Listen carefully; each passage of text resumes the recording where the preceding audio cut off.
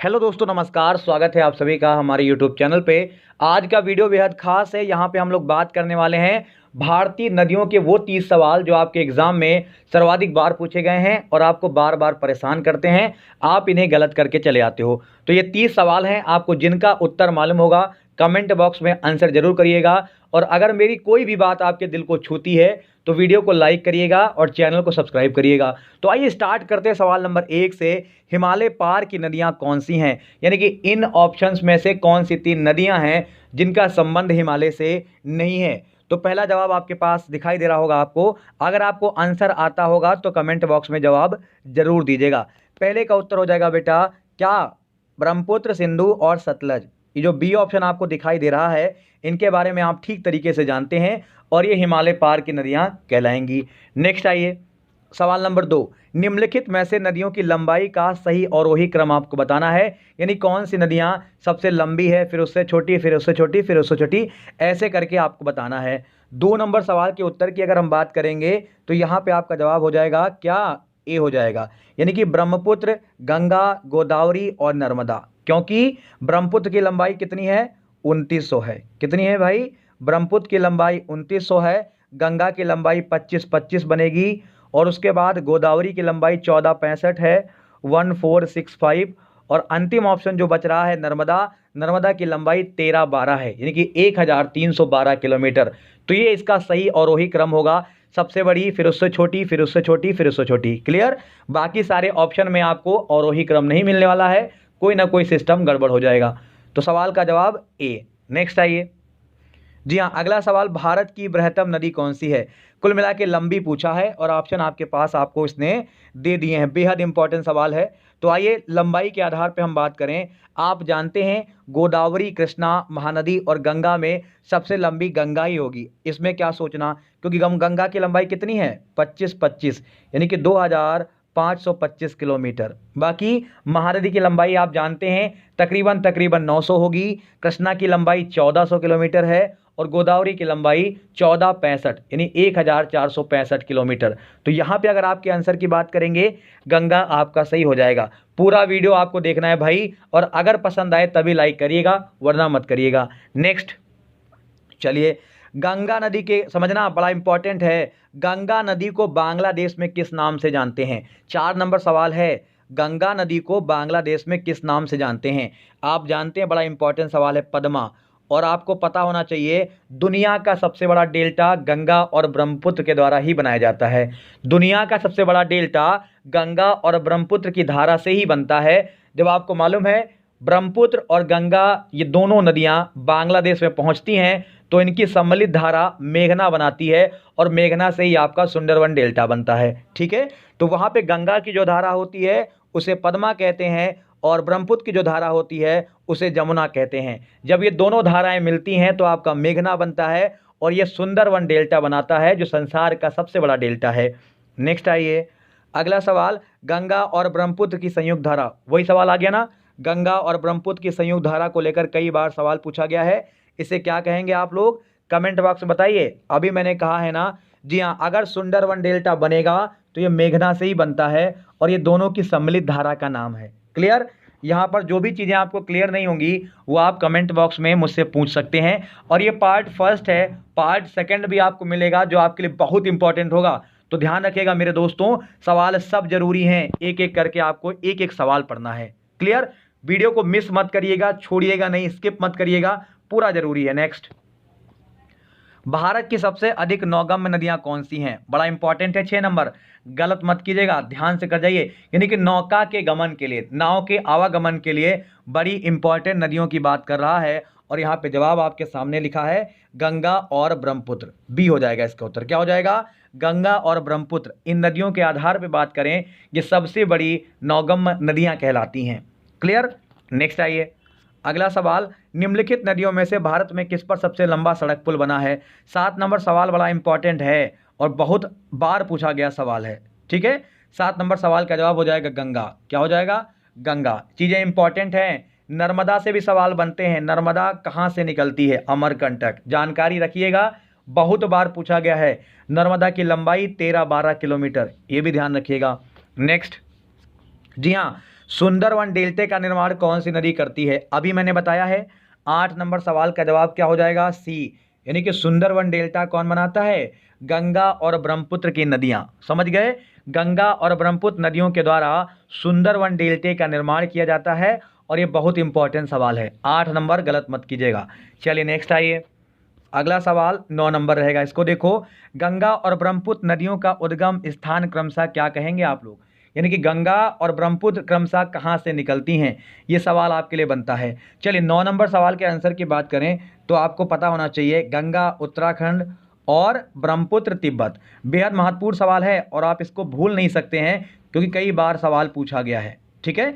अच्छा, ब्रह्मपुत्र के बारे में बहुत सारे बच्चे नहीं जानते हैं, तो थोड़ी जानकारी आपको ब्रह्मपुत्र के बारे में होनी चाहिए। क्या ये तिब्बत, भारत और बांग्लादेश से होकर बहती है? कौन सी? ब्रह्मपुत्र के बारे में हम बात कर रहे हैं, जान लीजिएगा।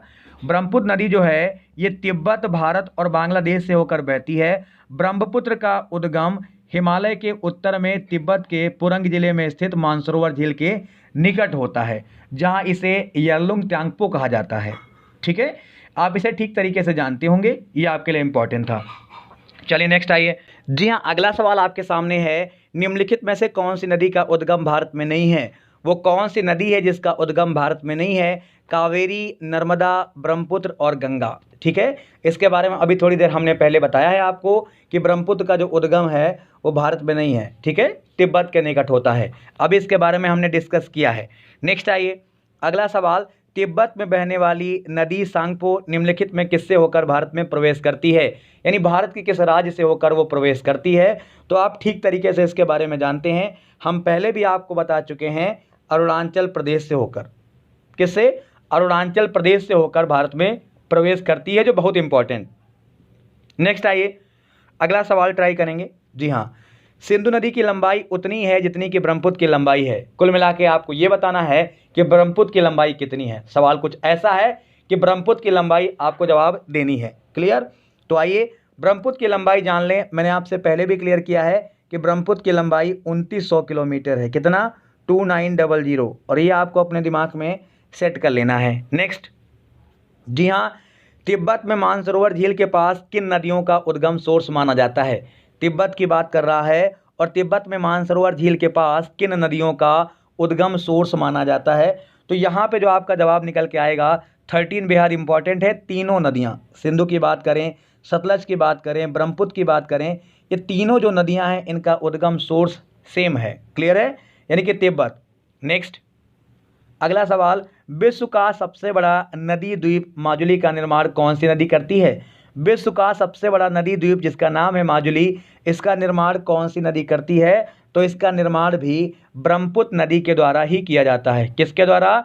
ब्रह्मपुत्र नदी के द्वारा ही किया जाता है। नेक्स्ट आइए, निम्नलिखित में से कौन सी नदी दक्षिण से उत्तर की ओर प्रवेश करती है? निम्नलिखित में वो कौन सी नदी है जो दक्षिण से उत्तर की ओर प्रवेश करती है? सवाल 15 नंबर का है। अगर आपके जवाब की हम बात करेंगे तो कमेंट बॉक्स में आपको जवाब देना होगा, अगर आता है तो। यहाँ पे आपका उत्तर बेतवा हो जाएगा। क्या? बेतवा रिवर के बारे में हम बात कर रहे हैं। नेक्स्ट, अगला सवाल, निम्न में किस नदी को बिहार का शोक कहा जाता है? यानी कि बिहार का शोक इनमें से कौन सी नदी कहलाती है? गंडक, कोसी, सोन या गंगा? 16 नंबर सवाल है। जवाब की बात करेंगे, आपका उत्तर क्या हो जाएगा? 16 नंबर सवाल का जवाब क्या? कोसी। बहुत इंपॉर्टेंट है। बिहार का शोक क्यों कहलाती है? क्योंकि ये लगातार विस्तार कर रही है। और जब भी कोसी के बारे में आप बात करेंगे, इसके बारे में आप जानते हैं, नेपाल में हिमालय से निकलती है और बिहार में भीमनगर के रास्ते भारत में दाखिल होती है। इससे आने वाली बाढ़ से बिहार के लोग बहुत ज़्यादा प्रभावित रहते हैं। यही कारण है कि इसको बिहार का अभिशाप कहा जाता है। ऐसा माना जाता है कि पिछले 250 सालों में ये अपना विस्तार जो है वो 120 किलोमीटर से ज़्यादा कर चुकी है और सर्वाधिक रास्ता बदलने वाली नदियों में इसको आप काउंट करते हैं। नेक्स्ट, जी हाँ, निम्न में कौन सी नदी हिमालय से परे की नदी है? समझना, निम्न में कौन सी नदी हिमालय से परे की नदी है? गंगा, यमुना, सतलज, रावी। 17 नंबर सवाल है और हम लोग ऑलरेडी इसकी बात करके आए हैं, तो यहाँ गलती हम नहीं कर सकते। जवाब हो जाएगा सतलज। क्लियर है? सतलज के बारे में हमने पहले भी बात कर ली है। चलिए आगे बढ़ते हैं। अगला सवाल, निम्नलिखित नदियों में कौन एक विनाशक नदी कहलाती है? विनाशक नदी की बात कर रहा है। 18 नंबर सवाल है। सेम सवाल इसने पूछ लिया है। कोसी को ही विनाशक नदी कहा जाता है। कोसी को ही विनाशक नदी के नाम से भी हम लोग जानते हैं। नेक्स्ट अगला सवाल, निम्नलिखित में से कौन सी नदी बंगाल का शोक कहलाती है?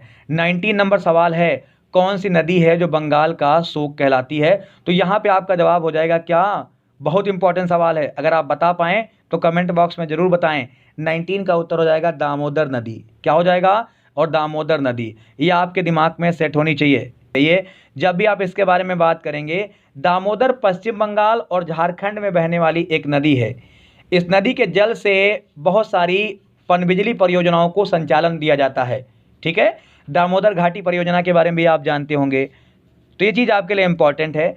और ये जो नदी है ये झारखंड के छोटा नागपुर क्षेत्र से निकलती है और पश्चिम बंगाल में पहुंचती है। ठीक है, हुगली नदी के समुद्र में गिरने से पहले या उसमें जाकर मिल जाती है। यही कहानी है दामोदर की। ठीक है, नेक्स्ट आइए अगला सवाल, वे दो नदियां कौन सी हैं जो अमरकंटक पठार से निकलती हैं परंतु वे अलग अलग दिशाओं में बहती हैं? अमरकंटक से निकलती हैं, आपको मालूम है। 20 नंबर बहुत इंपॉर्टेंट सवाल है, यहाँ पे गलती मत करिएगा। जवाब हो जाएगा नर्मदा और सोन। समझ गए? नर्मदा और सोन दोनों निकलती कहाँ से हैं? एक ही स्थान से हैं, जिसका नाम अमरकंटक पठार है।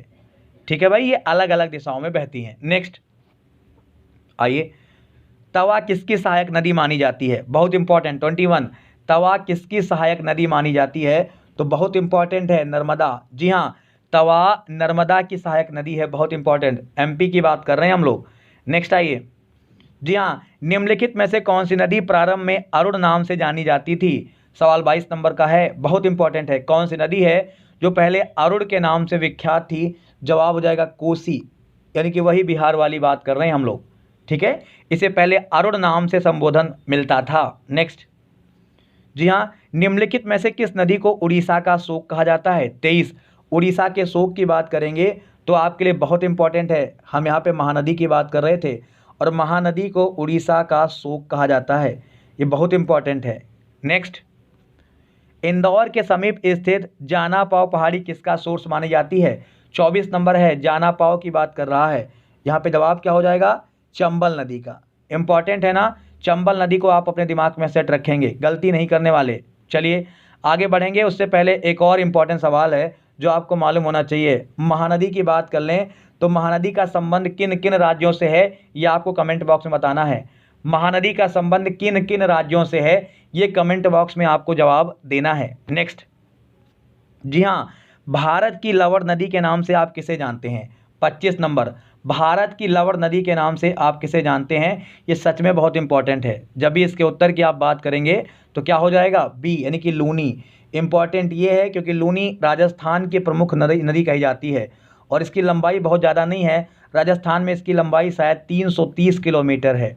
लूनी इंपॉर्टेंट है, ध्यान रखिएगा। नेक्स्ट आइए अगला सवाल, कौन सी नदी भेड़ाघाट के समीप कपिलधारा प्रपात का निर्माण करती है? कौन सी नदी है जो भेड़ाघाट के समीप कपिलधारा जलप्रपात का निर्माण करती है?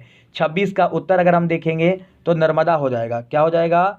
नर्मदा हो जाएगा, और ये आपके लिए सही में इंपॉर्टेंट है। नेक्स्ट आइए, चलिए अगला सवाल, निम्नलिखित में से कौन सी नदी ज्वार नद का निर्माण करती है? ज्वार नद मुख का मतलब है एस्चुरी। देखो, राप्ती, महानदी, नर्मदा, स्वर्णरेखा। 27 के उत्तर की अगर हम बात करेंगे तो आपका जवाब क्या हो जाएगा भाई? 27 का जवाब सी है, बहुत इंपॉर्टेंट है। चलिए नेक्स्ट अगला सवाल, प्रायद्वीपीय भारत की निम्न नदियों में शेष 3 से विशिष्ट कौन सी है? मतलब शेष 3 से अलग कौन सी मानी जाएगी? 28 नंबर के उत्तर की हम अगर बात करेंगे तो यार आपका सीधा जवाब है नर्मदा।